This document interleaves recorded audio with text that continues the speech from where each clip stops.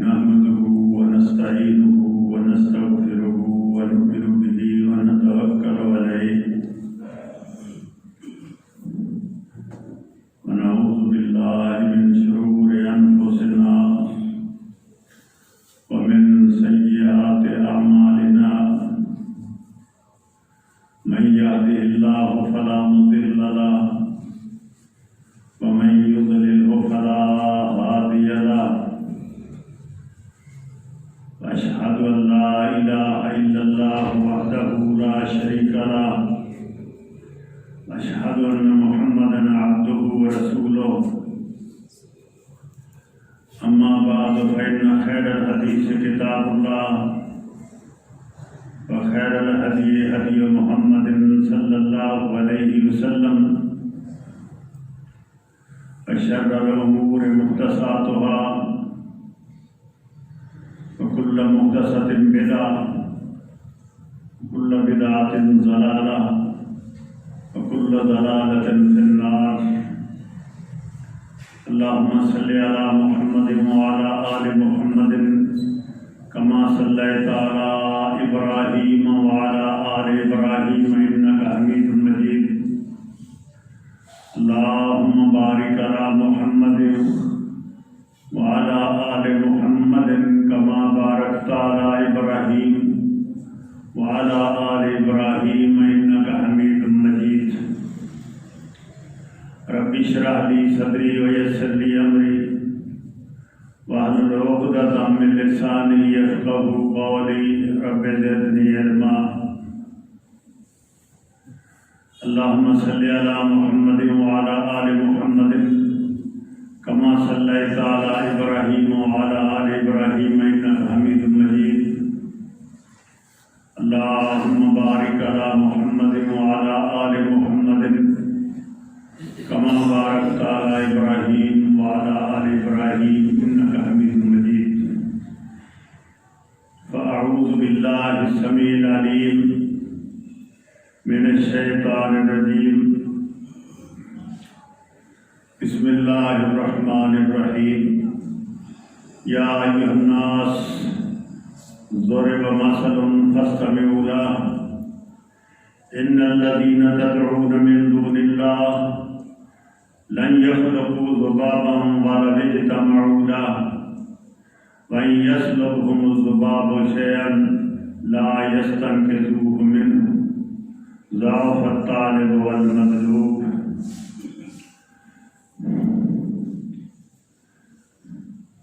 قال رسول الله صلى الله عليه وسلم لا تشرك بالله وإن قتلتم أو حرقتم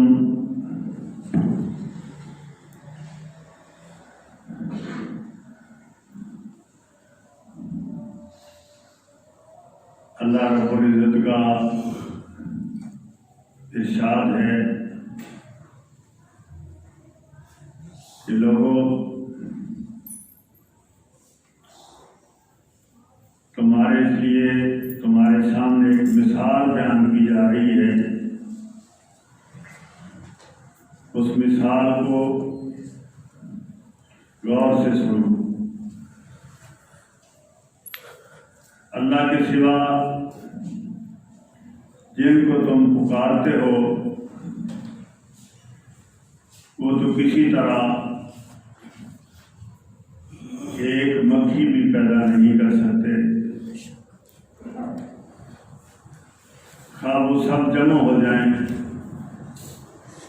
اور اگر مکھی ان میں سے کچھ چھین لے تو وہ چھڑوا بھی نہیں سکتے. طالب اور مطلوب دونوں کمزور ہیں. اور فرمایا رسول اللہ صلی اللہ علیہ وآلہ وسلم نے کہ اللہ کے ساتھ شرک نہ کر، خواہ تجھے قتل کر دیا جائے یا جلا دیا جائے، کسی حال میں اللہ کے ساتھ شرک نہ کر. ہر قسم کی حمد و ثنا خوبیاں، بڑائیاں، تعریفیں اللہ رب العزت کی ذات کے ساتھ خاص ہیں، جو تمام کارخانے کائنات کا خالق اور تمام جہانوں کا مالک و الہ ہے۔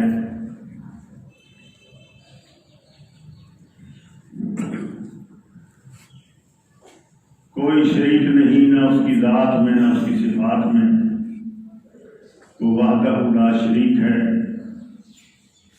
وہ لم یلد ہے ولم یولد ہے، اور ولم یکن لہ کفوا احد ہے۔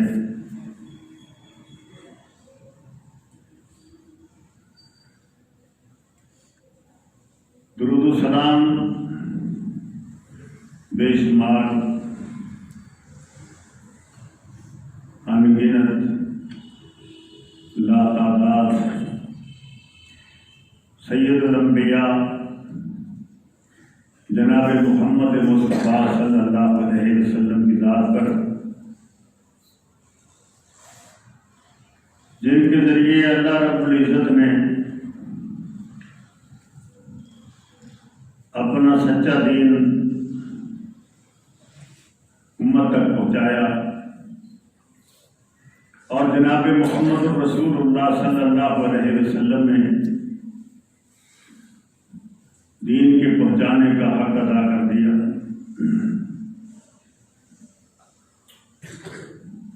خوش قسمت ہیں وہ لوگ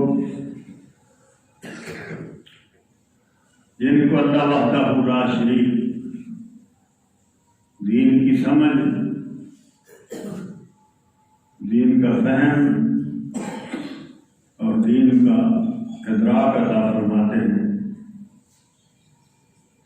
اور اس طرح وہ لوگ اپنے عقائد کو بھی اور اپنے اعمال کو بھی اس طرح درست اور استوار رکھتے ہیں جس طرح اللہ کا حکم ہے اور نبی کریم صلی اللہ علیہ وسلم نے بتایا ہے۔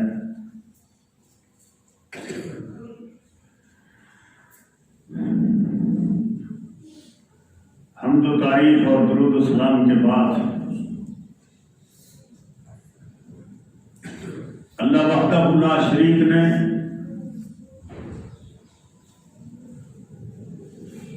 بنی نوع انسان کی ہدایت کے لیے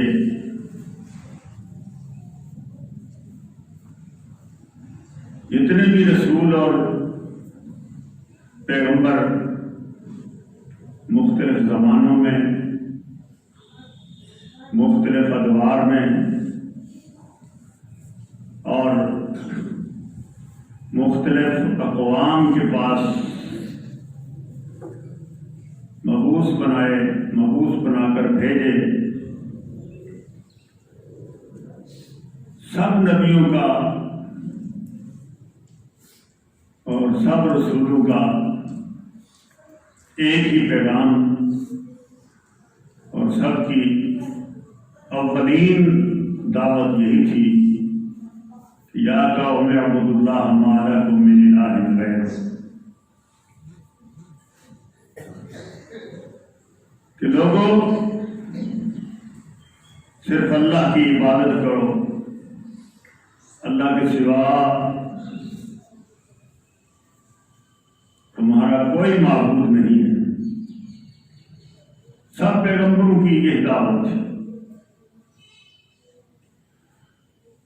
حضرت نوح علیہ السلام کا تذکرہ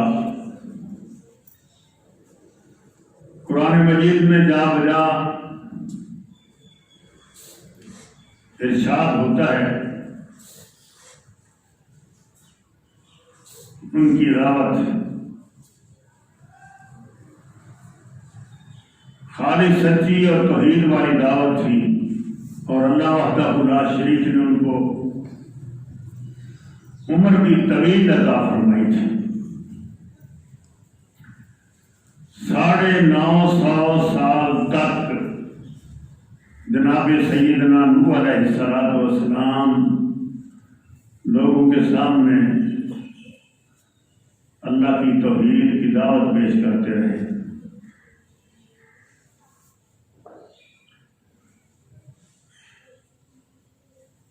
قوم نوح کے اعمال و عقائد میں شرک رت بس چکا تھا اور وہ توحید کی دعوت کو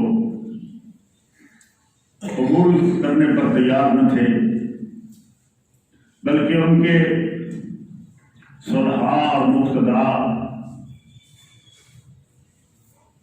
سیدنا نوح علیہ السلام کی مخالفت اس حد تک کرتے تھے کہ جب نوح علیہ السلام لوگوں کو کہتے کہ لوگوں ایک اللہ کو اپنا الہ مان لو،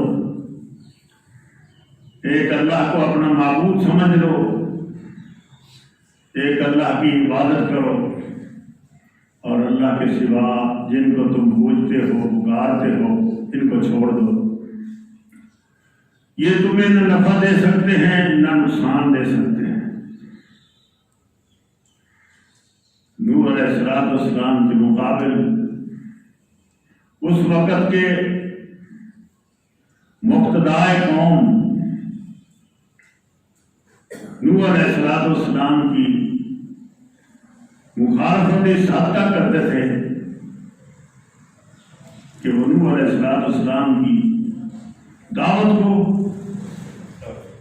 اور آپ کی آواز کو دبانے کے لیے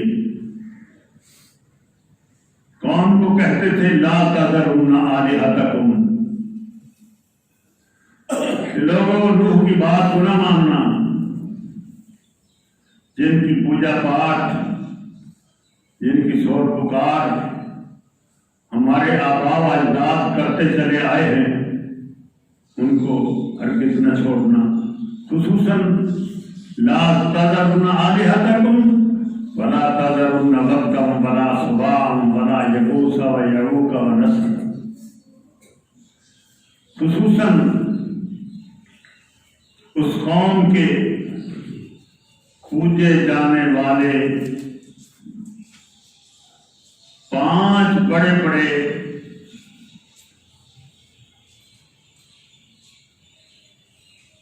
صلحاء، کیونکہ جن کی وہ پوجا کرتے تھے واد سوا یغوث یعوق اور نصر، وہ اپنے وقت کے صالح لوگ تھے، نیک لوگ تھے، رجال صالحین، نیک لوگ تھے، اور ہمیشہ شیطان جب انسان کو گمراہ کرتا ہے تو کسی بھی شخصیت کے ساتھ جب عقیدے میں غلو پیدا ہو جائے، عقیدے میں تجاوز پیدا ہو جائے تو اس وقت شیطان کا دور لگتا ہے۔ واد سوار یغوث و یعوق اور نصر، ان کے ساتھ لوگوں کو بڑی عقیدت تھی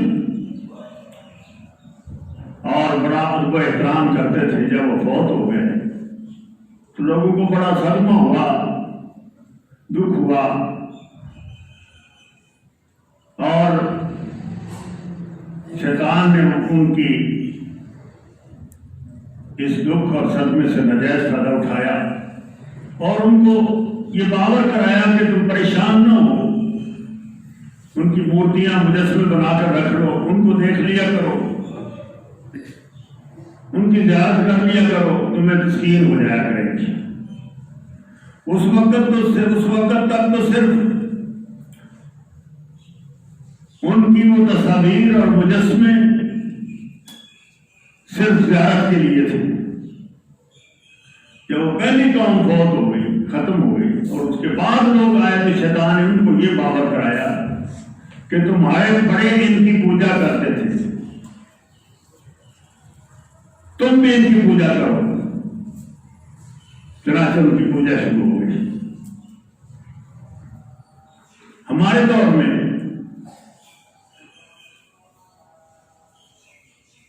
بھی غیر اللہ پرستی کے اڈے ہیں، یہ بھی گروہ کی وجہ سے ہے۔ بزرگوں کے ساتھ عقیدت میں گروہ کی وجہ سے ان کی قبریں پوجی جا رہی ہیں، ان کی قبروں پر طواف ہو رہے ہیں، ان کی قبروں پر پھولوں کی چادریں چڑھائی جا رہی ہیں، ان کو عطر گلاب سے غسل دیے جاتے ہیں، اور دور و نزدیک سے زیارت کے لیے سفر اختیار کر کے مرد و زن ان درگاہوں پر پہنچتے ہیں۔ یہ عقیدت میں غلط کی وجہ سے، اس لیے جناب رسول اللہ صلی اللہ علیہ وسلم نے امت کو متنبہ کیا، لا تطرونی کما اطرت النصارى، کہ مجھے میری شان میں حد سے نہ بڑھانا جس طرح نصارہ نے عیسیٰ علیہ السلام کو پڑھایا تھا۔ انہوں نے سیدنا عیسیٰ علیہ السلام کی عقیدت میں تجاوز کیا اور حضرت عیسیٰ علیہ السلام کو رب کا بیٹا بنا دیا۔ حضرت عیسیٰ علیہ السلام کی والدہ بی بی مریم کو نعوذ باللہ رب کی بیوی بنا دیا، اور رب کو تین میں ایک اور ایک میں تین کا عقیدہ گھڑ لیا۔ آپ نے اپنی امت کو متنبہ کیا کہ تم نے ایسا نہیں کرنا، بلکہ رسول اللہ صلی اللہ علیہ وآلہ وسلم کو جس بھی انداز میں شرک کا شیبہ ہوا آپ نے فوراً اس کا رد کیا اور امت کو روکا۔ ایک شخص آتا ہے، اس نے عرض کیا یا رسول اللہ، جس طرح اللہ چاہے کسی کام کسی بات پر اس نے کہا جس طرح اللہ چاہے، اور اے اللہ کے رسول آپ چاہیں۔ آپ نے فرمایا تم نے مجھے اللہ کا شریک بنا دیا، اس طرح مت کہو کہ جس طرح اللہ چاہے اور محمد چاہے صلی اللہ علیہ وسلم، بلکہ تم یہ کہو کہ انشاءاللہ وحدہ، جس طرح اللہ اکیلا چاہے، چاہت اللہ کی ہوتی ہے، مرضی اللہ کی چلتی ہے۔ رسول اللہ صلی اللہ علیہ وسلم اللہ کے بندے اور اللہ کے رسول ہیں۔ اللہ وحدہ لا شریک نے عظمت شان اتنی عطا فرمائی ہے کہ دنیا کے اندر جتنے بھی لوگ اللہ نے پیدا کیے، جن و انس، فرشتے، جتنی مخلوق، سب میں جناب محمد رسول اللہ صلی اللہ علیہ وسلم کو سب سے زیادہ عظمت اور عزت و توقیر عطا فرمائی، شان عطا فرمائی۔ لیکن اتنی بڑی شان کے ہوتے ہوئے بھی جناب محمد رسول اللہ صلی اللہ علیہ وسلم اللہ کے دربار میں عاجزی اور انکساری سے اپنے آپ کو پیش کرتے تھے، سجدہ ریز ہوتے، رکوع کرتے، اور راتوں کو تہجد کی نماز میں کھڑے ہو کر طویل قیام کرتے کہ سیدہ عائشہ صدیقہ رضی اللہ عنہا عرض کرتی ہیں اللہ کے رسول صلی اللہ علیہ وسلم، آپ تو بخشے بخشائے ہیں، آپ اتنی محنت کیوں فرماتے ہیں؟ آپ فرماتے ہیں اللہ تعالیٰ نے مجھے اپنا آخری نبی بنایا، اتنی بڑی شان عطا فرمائی ہے، میں اللہ کا شکر گزار بنتا نہ تھا؟ بندہ پہلے اور رسول بعد میں۔ اشہد ان لا الہ الا اللہ واشہد ان محمدًا عبدہ ورسولہ۔ جب مسلمان یہ کلمہ پڑھتا ہے اور کلمہ پڑھ کے اسلام میں داخل ہوتا ہے تو سب سے پہلے جناب محمد رسول اللہ صلی اللہ علیہ وسلم کی عبودیت کا اقرار کرتا ہے، پھر اللہ کے پیغمبر صلی اللہ علیہ وسلم کی رسالت کا اقرار کرتا ہے، عبدہ ورسولہ۔ حضرت معاذ رضی اللہ تعالیٰ عنہ نبی علیہ السلام کے پیچھے سوار ہیں، آپ صلی اللہ علیہ وسلم نے معاذ سے پوچھا یا معاذ، لبیک یا رسول اللہ، صلی اللہ علیہ وسلم حاضر ہوں یا رسول اللہ، حکم فرمائیے کیا ارشاد ہے؟ تم جانتے ہو کہ اللہ کے بندوں پر کیا حق ہے، اور تم جانتے ہو کہ بندوں کا اللہ پر کیا حق ہے۔ حضرت معاذ عرض کرتے ہیں یا رسول اللہ صلی اللہ علیہ وسلم، اللہ جانتا ہے یا اللہ کے بتلانے سے آپ جانتے ہیں، آپ ہی ارشاد فرمائیے کہ اللہ کا بندوں پر کیا حق ہے اور بندوں کا اللہ پر کیا حق ہے۔ آپ صلی اللہ علیہ وسلم نے فرمایا فإن حق اللہ ہے علی العباد، آپ نے فرمایا کہ بندوں پر اللہ کا یہ حق ہے کہ یعبدوا اللہ ولا یشرکوا بہ شیئا، کہ وہ صرف ایک اللہ کی عبادت کرے اور اس کے ساتھ کسی کو شریک نہ کرے، ایک اللہ کی عبادت کرے اور اس کے ساتھ کسی کو شریک نہ کرے، یہ رب کا حق ہے۔ اس لیے حق ہے کہ بندوں کو اللہ نے پیدا کیا ہے، خالق اللہ ہے، بندوں کا خالق بھی اللہ ہے، کائنات کے ذرے ذرے کا خالق اللہ ہے، موت و حیات کا خالق اور مالک اللہ ہے۔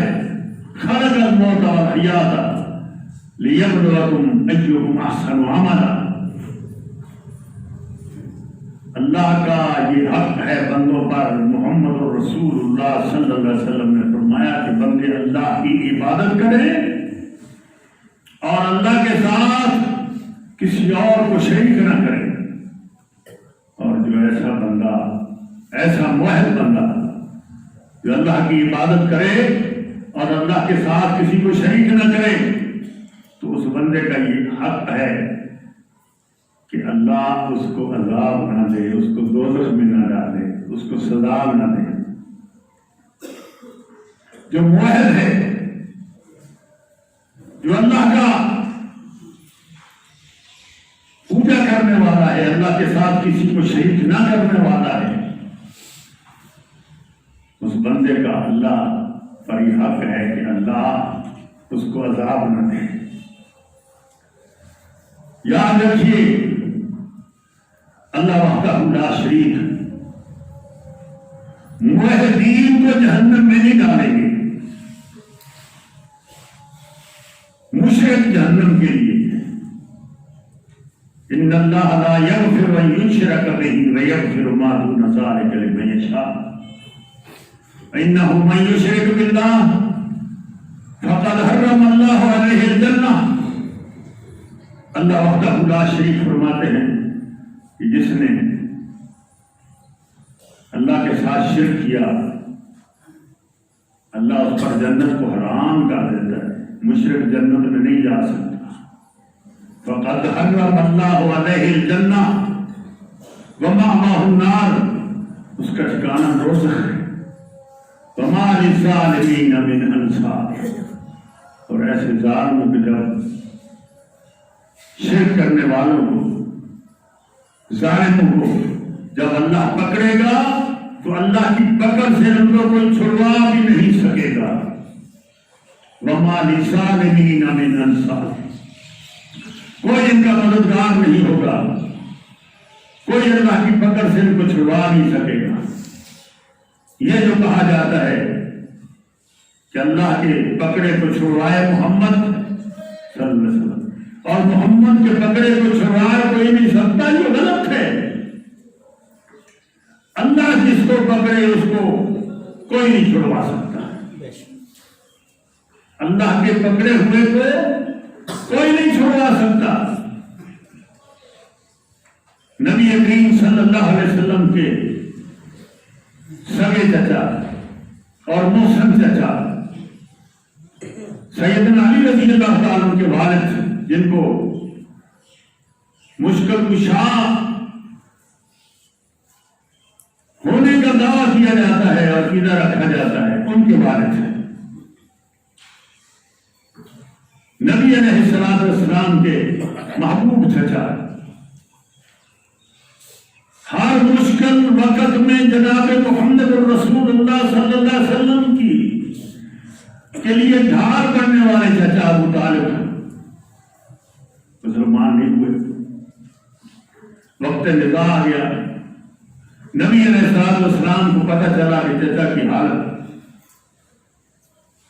نازک ہے اور قریب المرگ ہیں۔ جناب محمد الرسول اللہ صلی اللہ علیہ وسلم چچا کے پاس پہنچے۔ آپ نے دیکھا کہ وہاں ابو لہب، ابو جہل اور بڑے بڑے سردار بیٹھے ہوئے ہیں، سردار ابو طالب کے پاس۔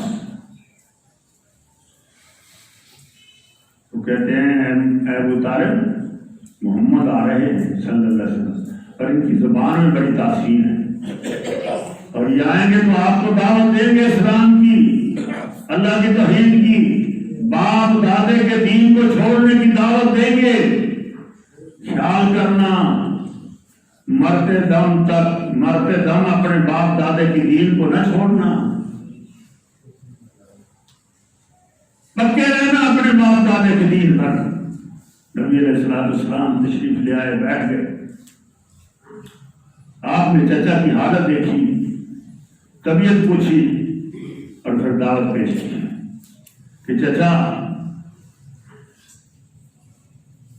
اس بات کا اقرار کر لو کہ اللہ کے سوا کوئی معبود نہیں، کلمہ پڑھ لو۔ اب وقت نزاع ہے، کلمہ پڑھ لو۔ میں قیامت والے دن اللہ وحدہ لا شریک کے دربار میں جھگڑا کروں گا کہ میرے چچا نے مرتے دم کلمہ پڑھ لیا تھا، اس کو معاف کر دیا جائے۔ چچا جواب کیا دیتا ہے؟ کہتا ہے بیٹا تیرا دین تو سچا ہے، تیرا دین تو سچا ہے، لیکن میں لوگوں کی ملامت سے ڈرتا ہوں کہ لوگ کہیں گے سردار ابو طالب مرتے وقت اپنے باپ دادے کے دین کو چھوڑ گیا۔ لوگوں کی ملامت سے ڈرتا ہوں، لوگوں کی ملامت کی وجہ سے باپ دادے کا دین نہیں چھوڑا اور مسلمان نہیں ہوا، فوت ہو گئے۔ نبی علیہ السلام کو بڑا صدمہ پہنچا۔ محبوب چچا بغیر کلمہ پڑھے، بغیر اسلام قبول کیے فوت ہو گیا اور جہنم میں جائے گا۔ آپ کو بڑی تکلیف ہوئی، بڑا صدمہ ہوا، بڑے غمگین ہوئے۔ اللہ وحدہ لا شریک نے قرآن میں آیت اتار دی، یا میرے پیارے محمد صلی اللہ علیہ وآلہ وسلم پریشان نہ ہو، غمگین نہ ہو۔ انک لا تہدی من احببت، تیرا چچا بغیر کلمہ پڑھے ہدایت قبول کیے فوت ہو گیا، مغروم نہ ہو، اس لیے کہ تیرے اختیار میں ہدایت کا دینا نہیں ہے۔ انک لا تہدی من احببت، تو ہدایت نہیں دے سکتا جس کو تو محبوب سمجھے، محبوب جانے، بلکہ اللہ ہی جانتا ہے کون ہدایت کے قابل ہے۔ پریشان نہ ہو۔ اللہ اکبر۔ نبی علیہ السلام کی چاہت نہیں تھی کہ مشرکین، آپ کے خاندان کے لوگ، اہل مکہ مسلمان ہو کر جہنم سے بچ جائیں۔ 30 سال تک، 10 سال تک محمد الرسول اللہ صلی اللہ علیہ وسلم نے 90 سال 10 سال تک ان کو دعوت دی۔ جب نہ مانے، طائف کا سفر اختیار کیا کہ اہل طائف بھی میری دعوت کو قبول کر لیں تو میں اپنا توحید توحید و سنت کا مرکز طائف میں منتقل کر لوں۔ طائف پہنچے، آپ کے غلام آپ کے ساتھ تھے، طائف والوں کو، بڑے بڑے سرداروں کو دعوت دی، 3 دن تک ان کو دعوت دیتے رہے، اور انہوں نے پھر سلوک کیا کیا؟ 10 سال تک جو مشرکین مکہ نے تکلیف پہنچائی تھی، 3 دنوں میں اس سے زیادہ محمد رسول اللہ کو طائف والوں نے تکلیف پہنچائی،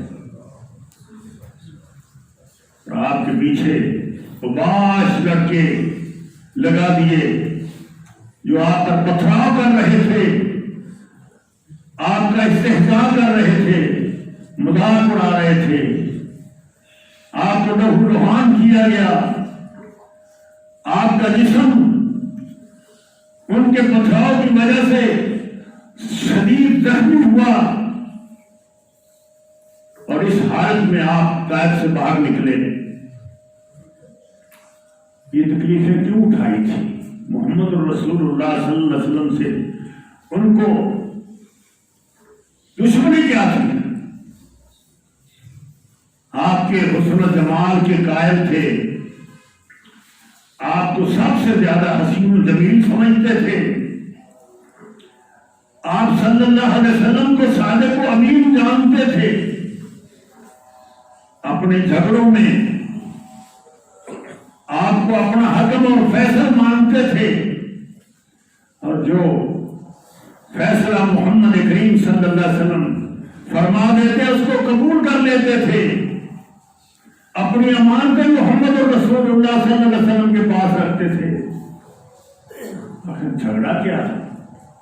کوئی سرداری کا جھگڑا نہیں تھا، سرداری تو وہ دینے پر تیار تھے، وہ مل کر آئے تھے اور نے پیشکش کی تھی کہ اگر آپ کو سرداری مطلوب ہے تو ہم سارے قبائل کے سردار اکٹھے ہو کر ہم سب مل کر آپ کو سب اپنا سردار مان لیتے ہیں۔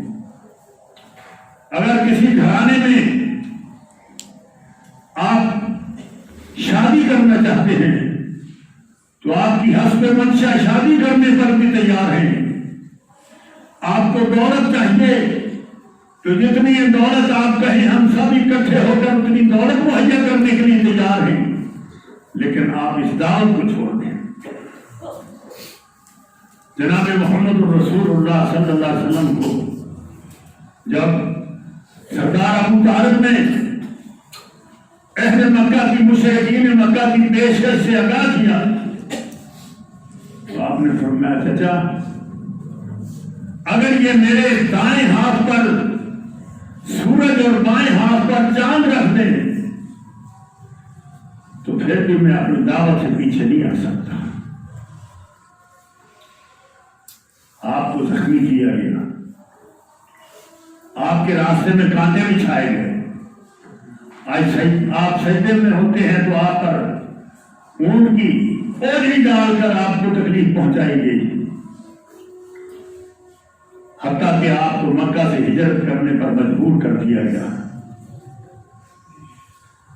یہ سب کچھ اس لیے ہوا، سب کچھ اس لیے ہوا کہ محمد رسول اللہ کی دعوت یہ تھی، یا ایھا الناس قولوا لا الہ الا اللہ تفلحوا، لوگوں ایک اللہ کو اپنا معبود جان لو، ایک اللہ کو اپنا مشکل کشا جان لو، ایک اللہ کو اپنا حاجت روا جان لو، ایک اللہ کو اپنا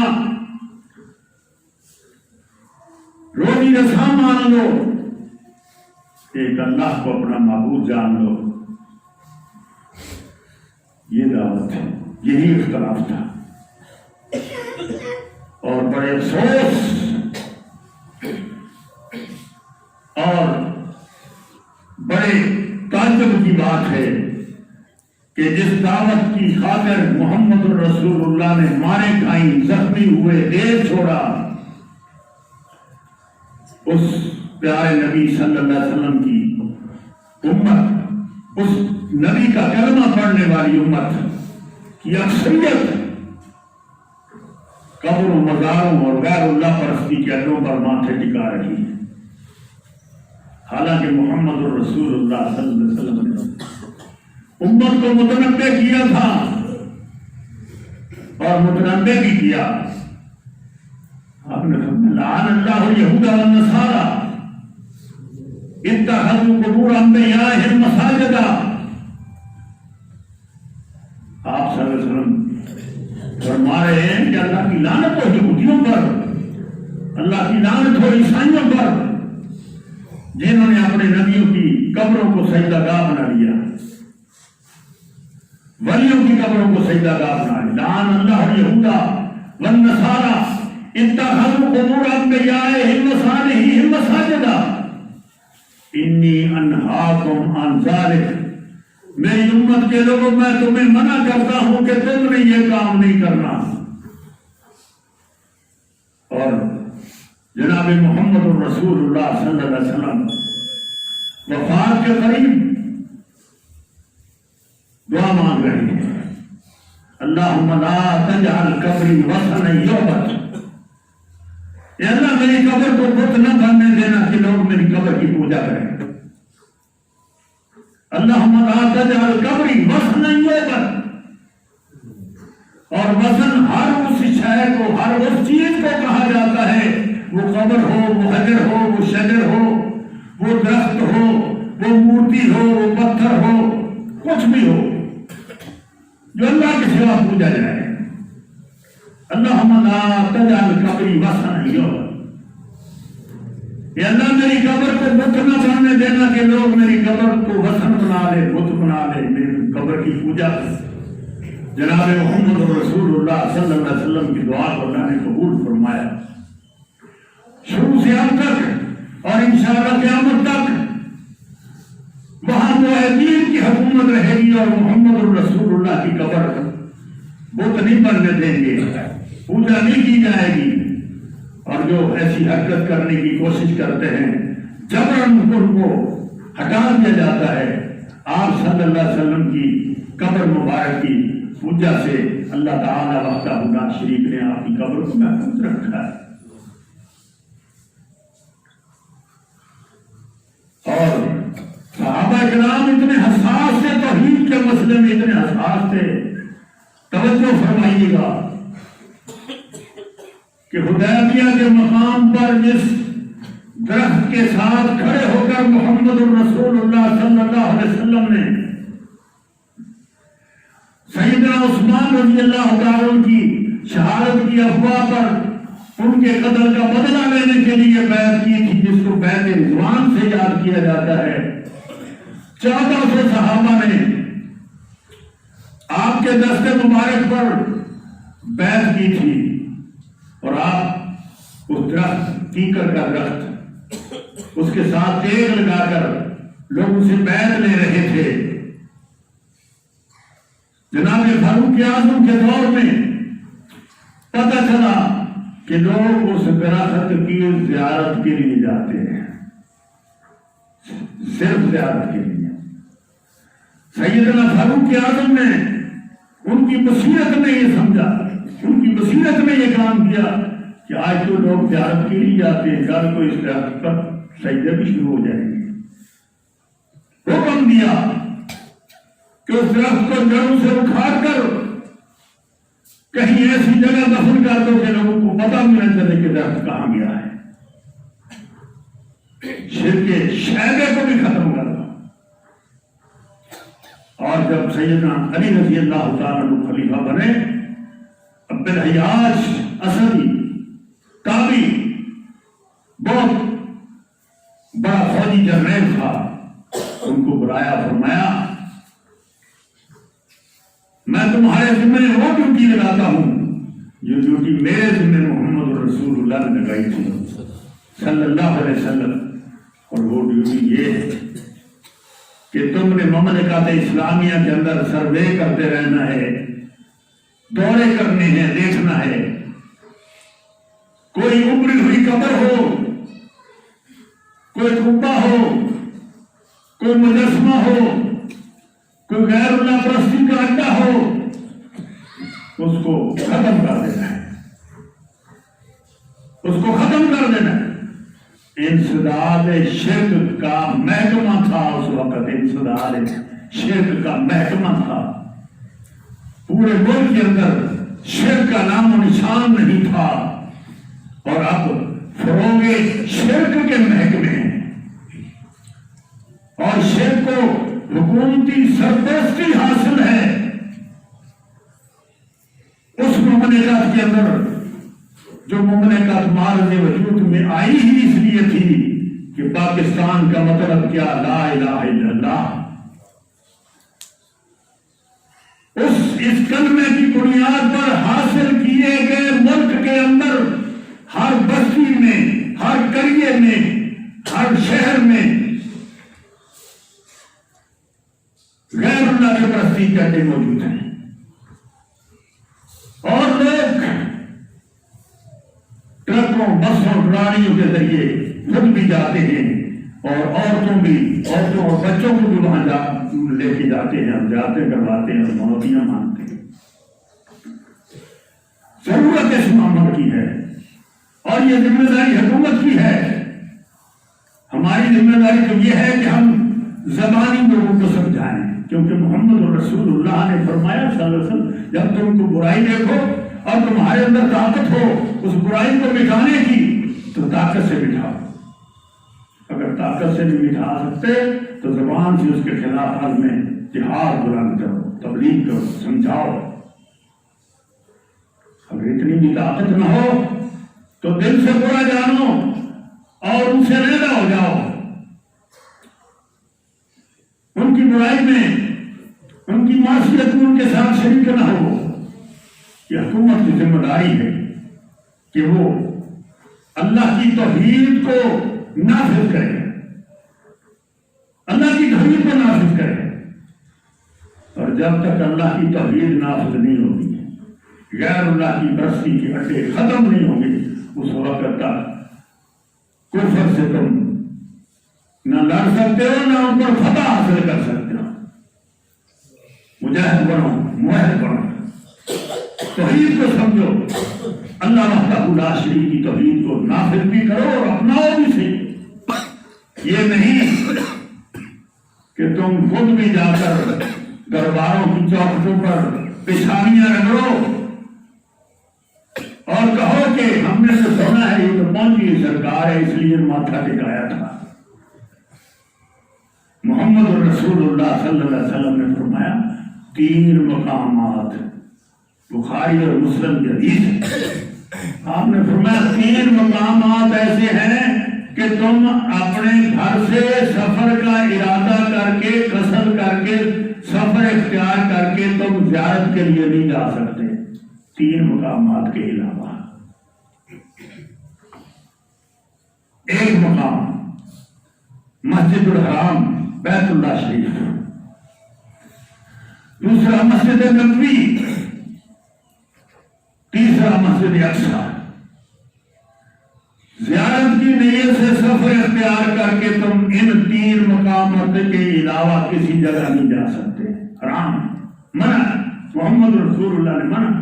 کسی قبر کی زیارت کے لیے تم سفر اختیار کر کے نہیں جا سکتے. ہاں البتہ مقامی قبرستان میں جاؤ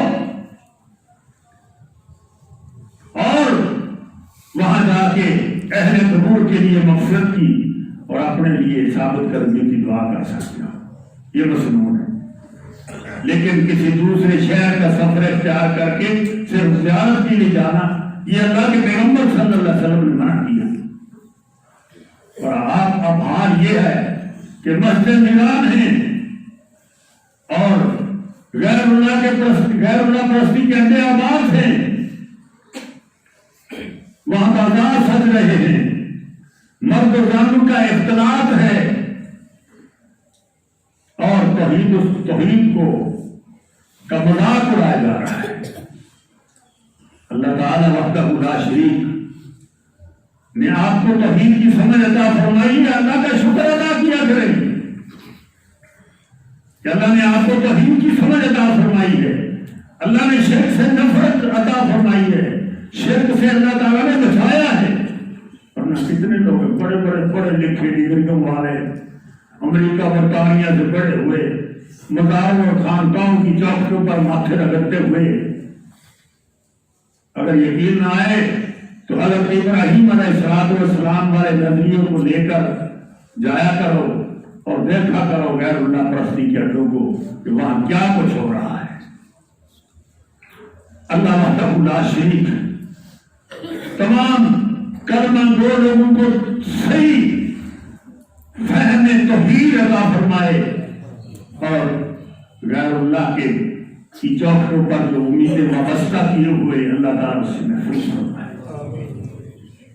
جب تک زندگی ہے اللہ توحید پر قائم رکھے اور جب موت آئے تو اللہ توحید پر ہی خاتمہ فرمائے کہ محمد الرسول اللہ نے فرمایا جس کا آخری کلمہ لا الہ الا اللہ ہوگا وہ جنت میں داخل ہوگا۔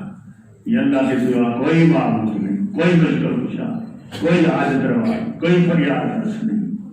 عقیدہ سنوار لو، بنا لو، اس پر قائم ہو جاؤ۔ وَلَمْ يَلْبِسُوا إِيمَانَهُمْ بِظُلْمٍ، اپنے عقیدے میں ظلم کو مت ملاؤ، کیونکہ شرک کو اللہ نے ظلم کہا، ان الشرک لظلم عظیم، اور یہ اتنا بڑا ظلم ہے کہ جو اس ظلم کی بھیت چڑھا وما للظالمین من انصار، تو قیامت والے دن ایسے ظالموں کو کوئی بچانے والا نہیں ہوگا، ان کی کوئی مدد نہیں کر سکے گا، کوئی چھڑوا نہیں سکے گا۔ اللہ وحدہ لا شریک ہمیں بھی اور جمی مسلمانوں کو توحید کی سمجھ عطا فرمائے اور اس کے مطابق عمل کرنے کی توفیق عطا فرمائے۔ وآخر دعوانا ان الحمد للہ رب العالمین۔